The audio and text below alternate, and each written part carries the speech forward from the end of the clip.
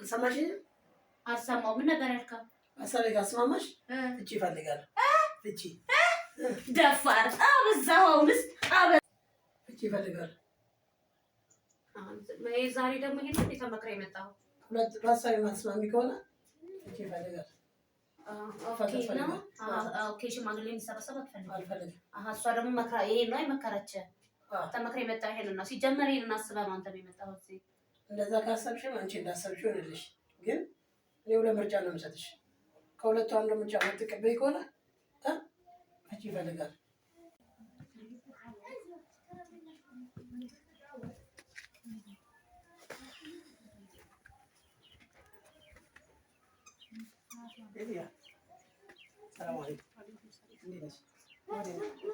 ፕሮግራም ነበረኝ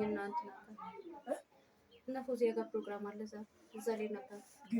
ለምን አልደወልኩም? ለምን ደውልሻለሁ? አሁን እነሱ እየጠበቁኝ ነው። ታዲያ መንገድ ላይ እየጠበቁኝ ነው። ቁጭ በይ። እኔ አይቀርም ፕሮግራሙ የት ሄዳለህ እኮ ወይ ደግሞ አልነገርከኝ እመጣለሁ ብለህ ልወጣ ነበር እኮ በእናትህ ሰዓት ሄዷል። ልወጣ ነበር። ይሄን ነው የምትሄጂው? ፕሮግራም አለኝ እነ ፎዚያ ጋር ዛሬ። ተይው ፕሮግራም ባልሽ እኔ ከአንቺ ጋር ነው የመጣሁት። ናፍቀሽኝ ነው የወጣሁት።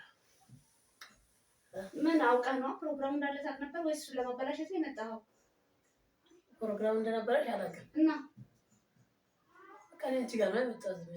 ለምን ምንም ጉዳይ አለ? እናንተ ጉዳይ አለ ሲጀመር ቤት ነው መብት ነው። ግን እናንተ ጉዳይ የለም ማለት ገና ያልፈታነው ጉዳይ ስላለ አንቺም ልጄም ተናፍቁኛላችሁ። ስናፍቁኝ እመጣለሁ። እኛ አንተ በቀለጃ ነን እንዴ? ምነው? እሺ አሁን ልሂድ ወይስ ልቀር? ናፍቃችሁኝ ነው የመጣሁት። አንቺም ልጅ ሰው ምነው? ምን እሺ አሁን እኔ ቸኩያለሁ። ምንድን ነው የፈለግከው? ወደ ጉዳይ ግባ። ጉዳይ በመጀመሪያ ያለውን ነገር ሰላም አውርጄ ወደ ቤቴ ልመለስ ነው የመጣሁት። ጭቅጭቅ ሰልችቶኛል። እኔ ወደ ቤቴ መመለስ ፈልጋለሁ።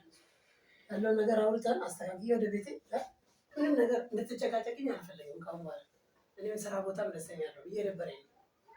ጭቅጭቅሽን አቁመን ወደ ቤቴ ልመለስ ነው። ተወልሽ ልኖር።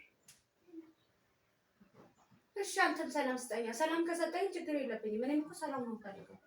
ሰላም ፈልጌ አይደል እንዴ? ቤተሰብ ስንት ነገር ያውሉ ነገር ቀርቶ ወደ ቤት የገባው ስንት ሰው እዛ ጋር ሰብስቤ ስንት ሰው አሳፍሬ እኮ ገባው አይደል? ሰላም ፈልጌ ነው። ስለዚህ አንተም ሰላም ስጠኝ። ለኔ ከሽማግሌ ምናምን ይቀራል ወደ ቤት ይመጣል ነገር በቃ እንግዲህ ያው ወሳኙ አንተ ነህ። እኔ በላይ ወሳኙ አንተ ነህ። ምክንያቱም እኔ ምንም በማላውቀው ነው ያለው ነገር የተናገርከኝ። እዚህ ይቅርታ አንድ ነገር ነው።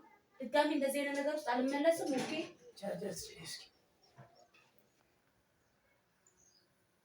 ሰላም ስጠኝ። አንተ ሰላም ከሰጠኝ አንተ ሰላም አልነሳው። አንተ መጀመሪያ ግን የመነሻው ሁሉ ነገር አንተ ነህ። ስለዚህ ያንተ ሰላምን አልነሳው። ሰላም ስጠኝ። አሁን ግን ያው ግዴታ ነው። ብዙ ነገር በጣም ብዙ ነገር አድርጋለሁ። ብዙ ሚስጥር አውጥተሃል።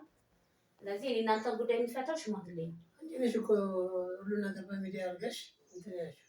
ሽማግሌ ያልሽ ሚዲያው ላይ ይጠቅሞኛል። ምክንያቱም ብዙ ሰው ከጎኔ እንዲሆን አድርጎልኛል። ሚዲያው ላይ በጣም ምናልባት እኔ አሁን የምታይ ሰው እንደዚህ ቁጭ ብዬ ላታይ ትችላለህ።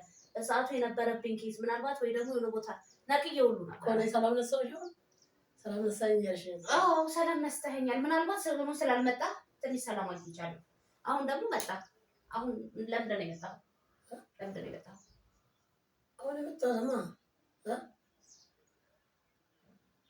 ቤቴ ስለሆነ ይሄ ወደዚህ ሌላ ሰው ምናምን የምትይው ነገር ትተሽ ወደ ቤቴ ልመለስ ነው የመጣሁት። ማለት እንዴት? ኦኬ ዝም ብለህ እኔ ገባሁ።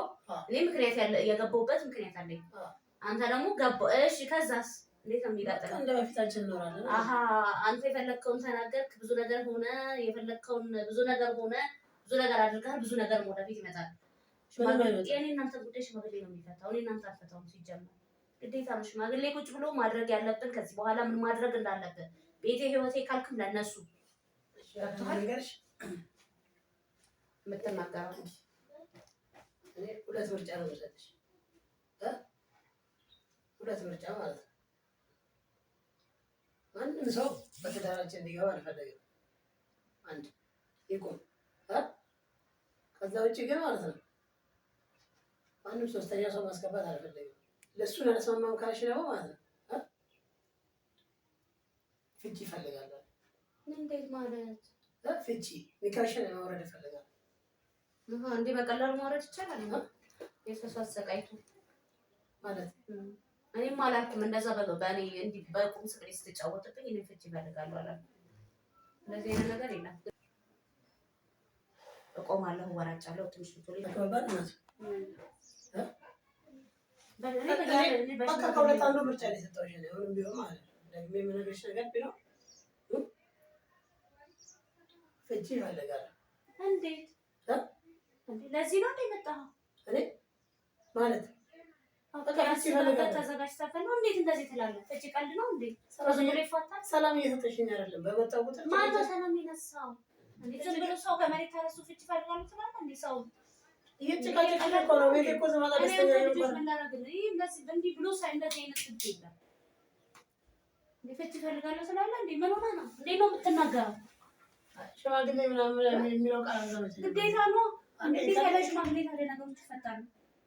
ቀኔ በዛ መልኩ አስሬ እንዲህ አልፈልግም። ቤታችን ነው፣ ራሳችን አስተካክለን መኖር አለብን።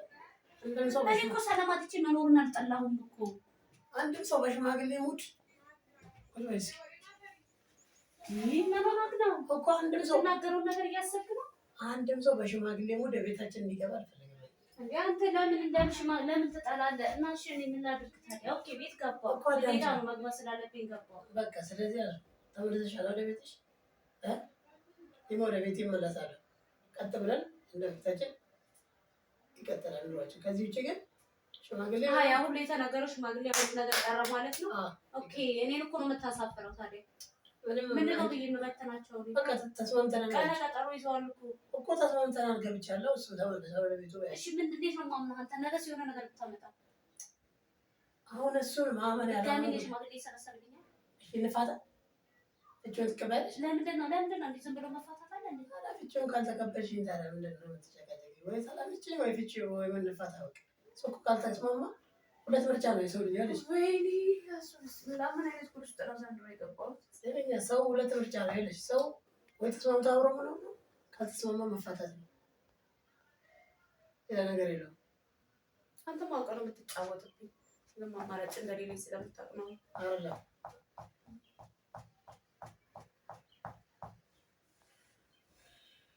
በቃ ይሄ ነው ይዘህ የመጣኸው። ለዚህ ነው ያስቀረኝ ከፕሮግራሜ። በቃ እኔ ይሄን ልነግርሽ የመጣሁት ከተስማማሽ ተቀበይኝ። ፍቺ ይዘህ ነው የመጣኸው?